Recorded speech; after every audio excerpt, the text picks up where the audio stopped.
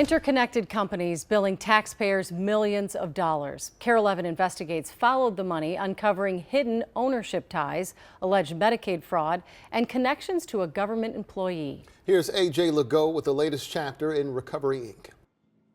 This is the address. It's September 2025, and KARE 11 was tracking down a company. It says it's Suite 312. A company Erna Hammerschmidt discovered billing her Medicaid thousands of dollars for adult rehabilitative mental health, or ARMS, services she said she'd never received. Day after day. A company she'd never heard of. This company, Community Care Partners, has never worked with me in any way, shape, or form. That's what led us to an office building in St. Anthony. It's all locked up. In the middle of the workday, Community Care Partners' office was empty. A passerby told us that was not unusual. Excuse me, do you know if anybody's ever here for community care? I barely see anybody on this floor, to be honest. As part of our reporting, we obtained this purchase agreement showing the company was sold in late December 2023 to 3 individuals: Habat Sharif, Musab Abdul Qadir, and Mohammed Mohammed. KARE's analysis of Medicaid data revealed that starting in 2024, under the new ownership, the company's billing skyrocketed. In 2025 alone, it was nearly $1 million. To be blunt, you feel like fraud was committed?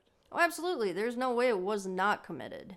Eventually, one of the owners, Mohammed Mohammed, emailed us.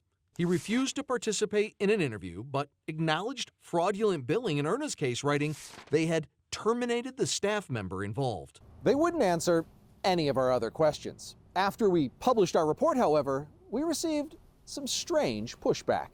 Habat Sharif emailed claiming our reporting was defamatory. Why? Habat said she and Musab Abdul Qadir never took ownership of Community Care Partners, and everything occurred under someone else's ownership and direction. Mohammed Mohammed then emailed that he was the sole owner and requested the other individuals' names be removed from our report because they had no relationship to the organization. As proof, he sent a transfer agreement claiming Habat and Musab withdrew from the purchase on January 4th, 2024. But we found metadata. But look at this.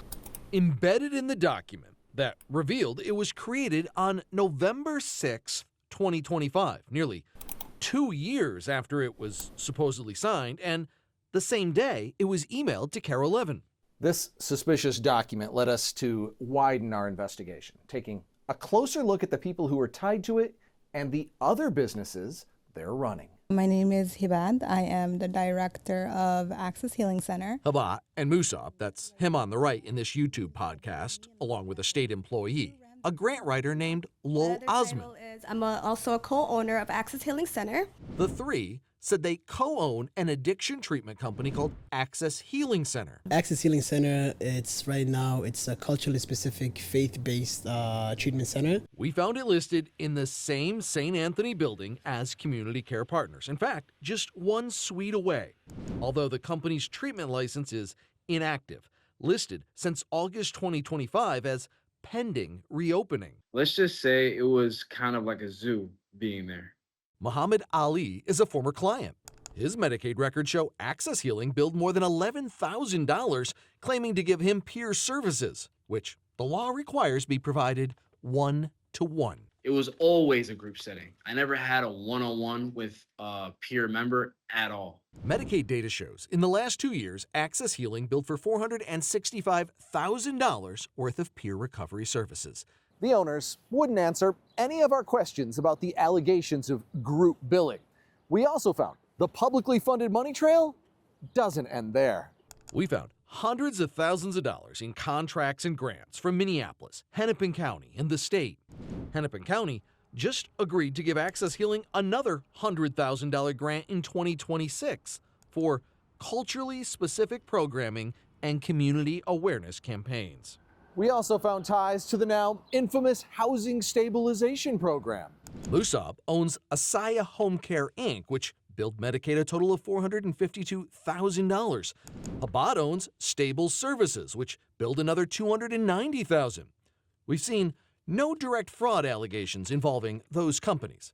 However, The entire HSS Medicaid program was terminated last year in the wake of KARE 11's reporting that exposed systemic fraud in the program designed to help house the homeless. There have been numerous federal raids and charges as a result of that probe, which is ongoing.